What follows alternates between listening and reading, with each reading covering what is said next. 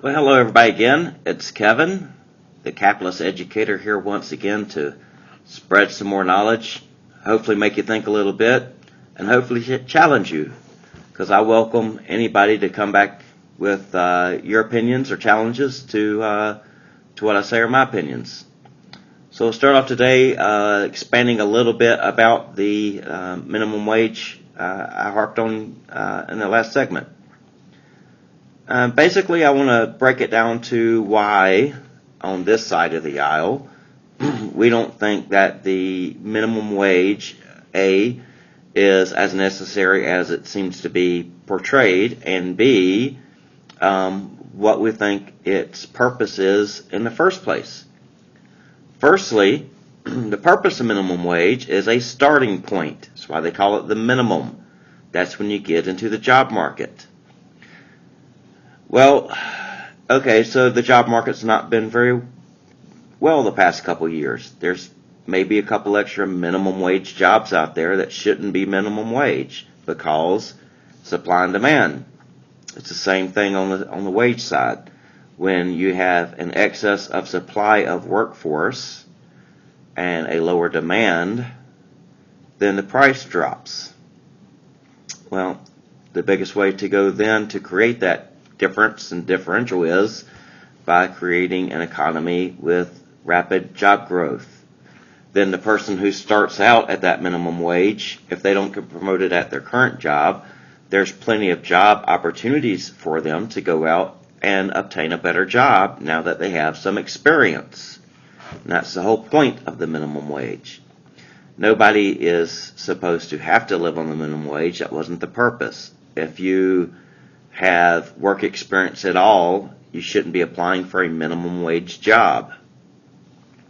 Now, I know I get a lot of detractors out there, but all the jobs are minimum wage jobs, and that's all these corporations want to pay. Well, just the facts.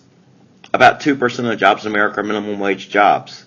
Half of them are worked by people earning extra income. So, although yes, in a country of 330 million people, 2% is still a lot, and half of 2% is, it's still a lot of people trying to live on minimum wage. Well, let's create an economy where there are better jobs available for them, and they won't have to. And everybody prospers more in that economy because if they have more job opportunities, so do you and I. I would like to make more money. With a stagnant economy, that's not going to happen, but I don't make minimum wage. Well, nobody cares about me, and nobody cares, well, this guy makes $14 an hour. He doesn't need help. I'm right in that middle range where I'm paying for everything. I have taxes come out. I have to pay my insurance. I have about $7,000 a year deductible. That's a raise, too. We'll get on Obamacare later. But the cost of health care went up. Even if the cost of my insurance only went up a certain amount, my total out-of-pocket cost I have to pay has skyrocketed. I know, I'm off on a tangent now. So anyway, back to the minimum wage thing and its purpose.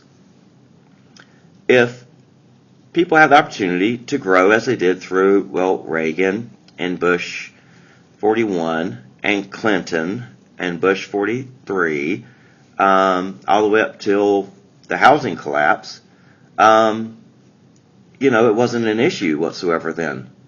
Now it's being able to be used as a political issue by the people who aren't improving the job market to start with. We'll make a crappy job market, so we say we're going to help you, then you'll vote for us. I see a little bit of conflict of interest here. How about you? Anyway, so during those times, when you have anything up below about a 4% unemployment rate, then there's upward mobility. Let's create that. I haven't heard yet anything from the left talk about creating upward mobility.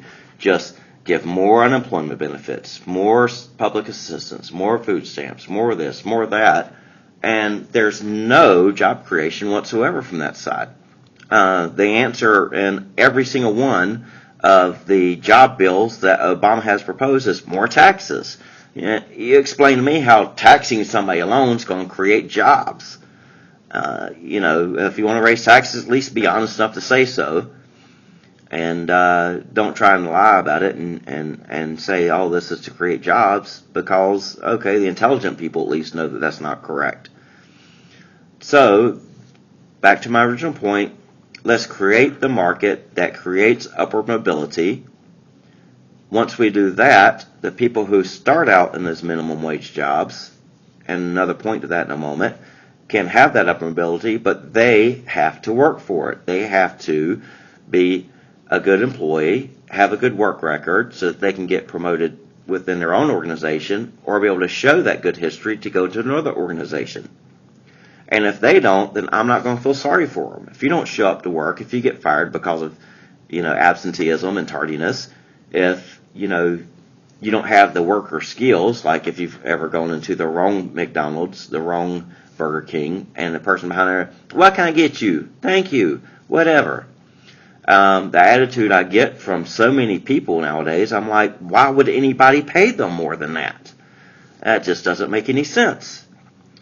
So, let's create the job opportunities for those who are willing to work for it and those who aren't. Now, I don't want everybody to think that, all these people on the right side of the aisle are just so mean and nasty and they won't want to give anything to anybody. If somebody cannot work, if somebody has true disabilities, if they, need the safety net, then of course we're going to provide it for them.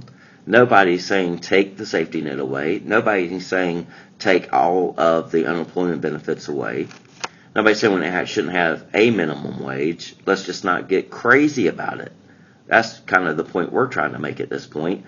And we want to fix the problem, which is the job market and the upward mobility or lack thereof, so that, we can do it the right way.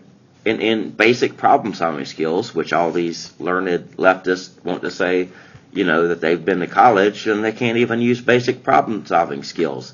The problem is the people have nowhere to go and no upward mobility and no chance to make more money. Gifting it isn't going to get them out of poverty.